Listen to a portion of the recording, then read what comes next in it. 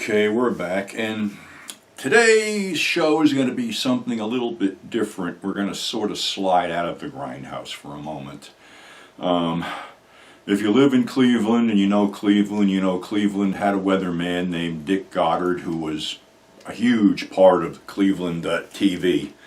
And unfortunately, Dick just passed away about 2 days before I shot this video here. And going back, like I said, this has nothing to do with anything to Grindhouse at all. It has more to do with early TV and early TV hosts and personalities, which Dick was one of them. As far as weathermen, and I'm from New York, so I have to go with that. As far as a weatherman personality, there was a guy named Lloyd Lindsay Young or something like that that used to really be entertaining to watch because he'd just start screaming and yelling and pointing in all different directions and stuff. Shit. I'm sort of going to look back on certain things because, with the dawn of TV and being that I was born in '52, there was a lot of TV personalities, TV show hosts. Cleveland had, Goulardi and Big Chuck and Little John, and Big Chuck and Little John are still with us, thankfully. But, growing up in the New York area, there was a ton of, personalities on the air at all different times, and I got to, focus what I remember as a kid growing up was, the kiddie show hosts. And VHS and DVDs, don't think you were the first people to try to use a television set as a babysitter, because you weren't, because around 3 o'clock in the afternoon during the day, your parents would just plop you down in front of the TV set and turn it on, and you would, get exposed to all kinds of TV shows. Especially, like I said, it wasn't on the main stations in New York. It was on Channel 9, WOR, Channel 11, WPIX, and Channel 5, WNEW. So I started digging around here, and the first one I remember, the first personality I can remember as a kid was Officer Joe Bolton, the friendly cop. And he had something called the Clubhouse Gang in 1955, showing the Little Rascal shorts. But then he moved up sort of he had two shows. The Three Stooges Funhouse and the Three Stooges shows were basically, that's where I got introduced to the Three Stooges every day. And he was also in that compilation thing that Paul Winchell put together called Stop, Look, and Laugh.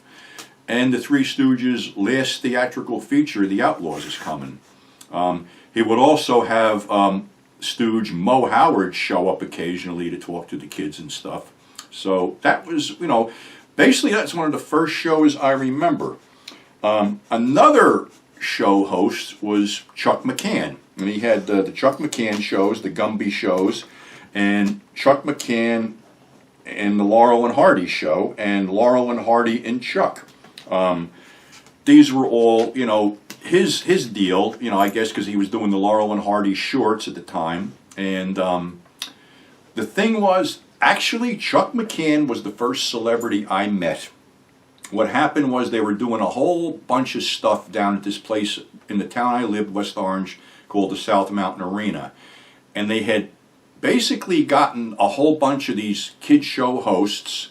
I think Claude Kirshner was one of them, Sonny Fox, and then Chuck McCann. So I don't know how old I was, but I was fucking thrilled to death because, Chuck McCann was standing there, and my mother walked me up to him, and he looked at me and goes, "Hi, little fella." So that was the first celebrity I met back in the day. Claude Kirshner was the host of Super Adventure Theater, and he had a ringmaster type gimmick, and he had to foil this puppet named Clowny, who they used to spar back and forth with verbally. He had an ongoing battle, and their whole thing was they would show Terry Tunes, and that was on WOR Channel 9. The Sandy Becker show, I believe, was on Channel 5, and he played a character. He showed cartoons. He hosted the Looney Tunes show, the Bugs Bunny Theater, and the Sandy Becker Morning Show was on Channel 5 that ran from 1955 to 1968. He had characters. He was Norton Nork, an idiot. the Big Professor, and this disc jockey named Hambone, who he wore all kinds of weird fucking gimmick characters. And Sandy Becker was one of those guys who truly loved children, truly loved his audience, and when President Kennedy was assassinated, he went on the air 2 days after it to explain the whole situation to the kids in a manner that they would understand. Now, the other one on Channel 5 was Wonderama. It was a live TV show that aired Sunday morning with a live, audience of children. And Sandy Becker was the original host, and it was taken over by Sonny Fox. It ran like from 1955 to 1987, had guests. Sonny Fox was an actor, and also he's actually the only one I'm going to mention here that's actually still alive today. So that was on, like I said, WOR on Sunday mornings. Soupy Sales. Who hasn't heard about Soupy Sales? I believe Soupy Sales actually started in Cleveland and had this one-set TV show for decades. And he had companions. He had these two dogs, White Fang and Black Tooth. White Fang was a guy standing outside a camera with a fucking white big paw. Black Tooth had a black paw, and then he had a puppet named Pokey. And there was a door that opened up. They'd show clips from old movies and rank on stuff. But Soupy was one of those guys that tended to push the envelope. And he'd come up with things like, I take my girlfriend to the baseball game. I kiss her between the strikes and she kisses me between the balls. And my girlfriend can't make apple pie and she can't make cherry pie, but she sure can make my banana cream. And the one that got him fucked was when he told kids to take those pictures of George Washington and Abraham Lincoln out of mommy and daddy's wallets and pocketbooks and send them in and get a postcard from Puerto Rico. I think that's what actually got him kicked off the air. Unfortunately, Soupy's no longer with us either. And the one that I had trouble digging up because I had to really research this one is Captain Jack McCarthy. And Captain Jack McCarthy hosted the Popeye Cartoon Hour, and there was no script, so he could improvise and have a real blast with it. Captain Jack was also the on-screen host for the St. Patrick's Day Parade in New York City for 41 years. He would do, either be on camera with the parade or, be doing audio commentary over the parade. But like I said, that was on... I believe, what the hell station was it? It was on WPIX, Channel 11, and it ran, he covered it for 41 years. And unfortunately, Captain Jack is no longer with us either. So the other segue was with him that there was another show called Let's Have Fun, and that was hosted by none other than John Zackerly. And when John Zackerly went to host Chiller Theater, Captain Jack filled in with that.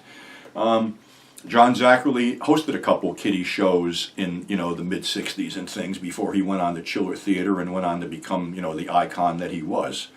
So these are just, a few of the guys I remember, and probably anybody who lived in a metropolitan area had their own, TV people host that they would remember too, which just proves how fucking old I'm getting. But I can look back fondly and remember this stuff because, that was our babysitter back then. Turn the TV on, plop the kid in front of it, and he was good for a couple hours.